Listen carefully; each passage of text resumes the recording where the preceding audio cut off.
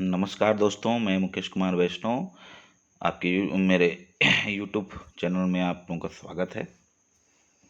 जो मेरे चैनल पर नए हैं वो मेरे चैनल को सब्सक्राइब करें, बेल की घंटी ज़रूर बजाएं ताकि नया नया नोटिफिकेशन आपके पास आए। लाइक करें, शेयर करें। आइए आज जो है हम लोग लोक शिक्षण संचालनालय द्वारा जारी समय सारणी के बारे में बात करेंगे। आप आपको जो है, आप जैसे पूछ रहे थे कि इसका कब होगा, उसका कब होगा, इसका जो है आज जो है क्लियर कर दिया गया है डीपीआई के द्वारा कि सभी की समय सारणी दे दी गई है। उसके अनुसार से प्राथमिकता क्रम आपको चुनना है। उसके साथ साथ आपको एक वीडियो ट्यूटोरियल भी जारी कर दिया गया है ऑफिशियल, जिसमें जो है पूरी प्रक्रिया को अच्छे से बताया गया है। उसको ध्यान से देखें और उसी प्रकार से प्राथमिकता क्रम को चुनें। यूट्यूब पर और बाकी सब चीज़ों में बहुत सारे वीडियो चल रही हैं, उनसे भी कुछ राय ले सकते हैं, लेकिन ये जो वीडियो है वो ऑफिशियल है और इसलिए आप जो ऑफिशियल वीडियो का प्रयोग करें और उसी के अनुसार से प्राथमिकता क्रम जो है भरें। ठीक, अब देखते हैं ये जो अब समय सारणी जारी की गई है, इसमें जो है क्या क्या दिया गया है देखते हैं। जैसे कि पहला दिया गया है, शिक्षक पद पर शिक्षक कौन कौन से विषय, व्यायाम, अंग्रेजी, जीव विज्ञान, गणित एवं कृषि विषय के जो अभ्यर्थी हैं जिन्होंने इसमें फॉर्म डाले हैं इस विषय में ईएमटी संवर्ग में तो इनका जो है 16 दिसंबर 2020 से 28 दिसंबर 2020 तक प्राथमिकता क्रम के भराना है। दूसरा है आपका शिक्षक अंग्रेजी माध्यम भर्ती परीक्षा के लिए, इसमें भी 16 दिसंबर से 28 दिसंबर 2020 तक आपको प्राथमिकता क्रम भरना है। हाँ, इसमें ये ध्यान रहने वाली बात ये है, कई लोग पूछते हैं अरे इसमें तो टी नहीं दिख रहा है, इसमें ई नहीं दिख रहा है, केवल ई दिख रहा है। क्योंकि इस विषय में ई वर्ग ही हैं, इसलिए आपको ई वर्ग ही दिखेंगे, टी वर्ग नहीं दिखेगा, इसलिए केवल ई वर्ग ही आप चुन सकते हैं। तीसरा पॉइंट है सहायक शिक्षक के लिए, है ना। सहायक शिक्षक कब से चालू हो रहा है? ईएमटी संवर्ग के लिए जो है कि विज्ञान विषय के लिए होगा, वो होगा 19 दिसंबर 2020 से 31 दिसंबर 2020 तक। ठीक, किसके लिए? सहायक शिक्षक ईएमटी संवर्ग विज्ञान विषय के लिए। चौथा जो दिया गया है वो सहायक शिक्षक अंग्रेजी माध्यम, कला और विज्ञान समूह के लिए दिया गया है। वो भी जो है 19 दिसंबर 2020 से 31 दिसंबर 2020 तक प्राथमिकता क्रम भराएगा।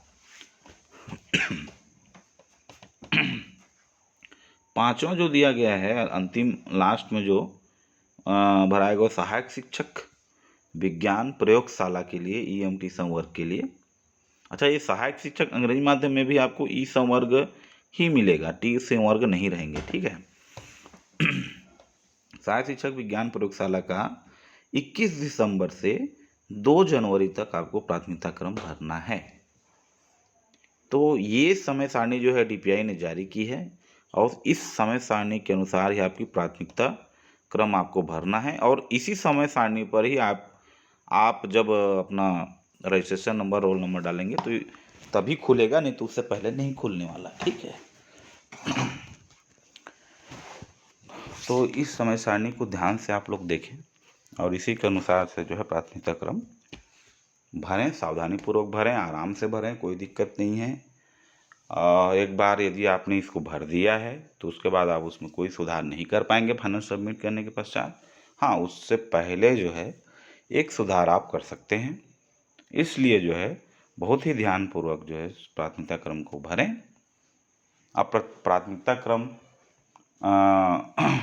आप जैसे भी चुनते हैं तो उसी प्रकार से आपका सत्यापन जो है भी होगा, इसलिए जो अच्छा रैंक है जिनका, वो जो है अपने नज़दीक के संभाग को चुने या जिला को चुने, जिससे और लोगों को जो है बाकी को भी फायदा हो सके।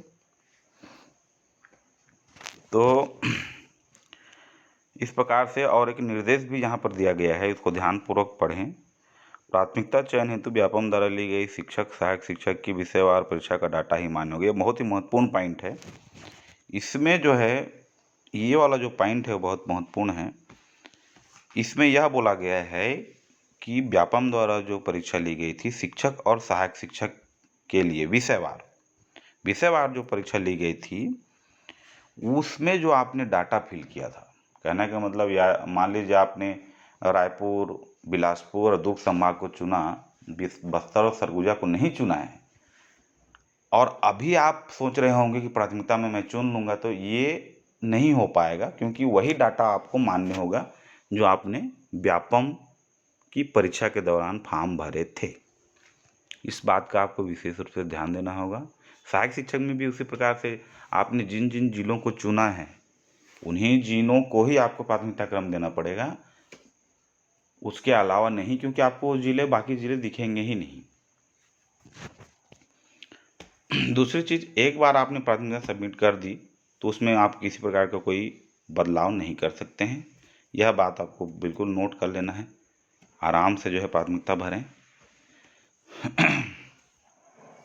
और तीसरी चीज़ भी एक बहुत ही इम्पोर्टेंट चीज़ ये है कि अभ्यर्थी व्यापम द्वारा आयोजित शिक्षक सहायक शिक्षक की विषयवार परीक्षा के अनुरूप अपनी प्रोफाइल का निर्माण रजिस्ट्रेशन करें।